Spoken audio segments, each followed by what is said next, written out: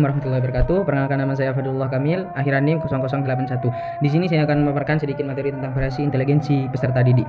Sebelum memasuki materi pertama, variasi inteligensi peserta didik, saya juga membahas tentang perkembangan fisik pada masa bayi.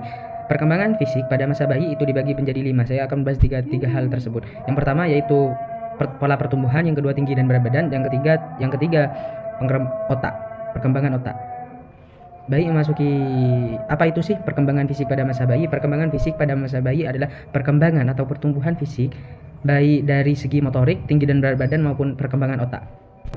Pola pertumbuhan pada masa bayi mulai dari yang paling atas, seperti halnya dari pola pergerakan. Pola pergerakan bayi itu dimulai dari atas sampai ke bawah, sampai ke kaki, dari kepala, pundak, terus bagian tengah, terus sampai ke kaki.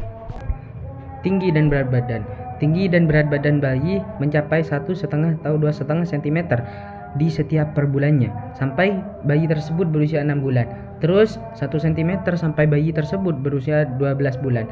Terus berat badan bayi. Berat badan bayi itu berkali lipat sampai ke 5 bulan. Terus 3 kali lipatnya lagi sampai nanti usia bayi tersebut sampai 1 tahun.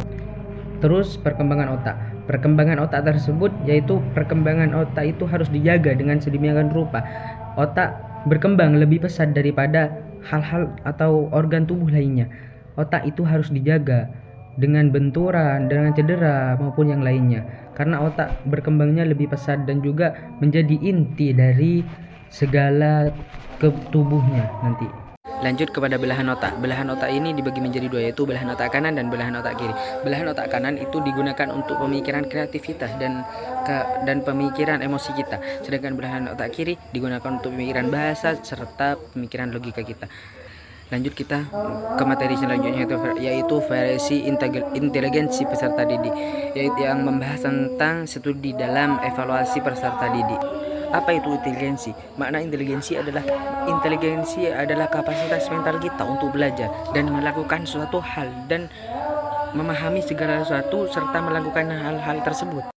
Definisi inteligensi. Inteligensi sebagai konsep atau dasar psikomotorik didefinisikan sebagai kemampuan umum untuk berpikir, menjelaskan masalah, menjalankan sesuatu dari pelajaran, dari pengalaman kita, dan kita berkembang untuk belajar. Sedangkan teori inteligensi umum, faktor G, Spearman mengatakan bahwa semua kemampuan kognitif dipengaruhi oleh suatu faktor umum. Terus inteligensi intelektual atau IQ. Didefinisikan IQ adalah ukuran kemampuan kognitif umum seseorang yang dihasilkan dari tes standar. Prediksi prestasi IQ menunjukkan koreksi moderat hingga tinggi dengan prestasi akademik tersebut. Terus inteligensi emosional dan sosial. Definisi IQ, kemampuan untuk memahami atau mengolah sesuatu, untuk mengolah emosi kita secara efektif agar tidak menimbulkan hal-hal yang negatif. Dan keterampilan sosial, kemampuan berinteraksi dan bekerja sama dengan orang lain secara sehat dan produktif, secara kebersamaan. Bagaimana kita untuk menyampaikan sesuatu, bekerja dengan orang dengan efektif gitu. Lanjut memori jangka pendek dan perannya dalam belajar. Definisi memori jangka pendek, kemampuan menyimpan sejumlah kecil informasi sementara untuk digunakan segera. Peran dalam akademik berkaitan erat dengan kemampuan membaca dan berhitung, terutama di usia sekolah dasar. Hubungan dengan IQ berbeda dengan memori kerja. Memori jangka pendek tidak bergantung kepada kontrol efektif atau tidak selalu berkoreksi dengan IQ. Pentingnya pembelajaran berdiferensiasi, menyesuaikan metode pengajaran dengan profil inteligensi siswa.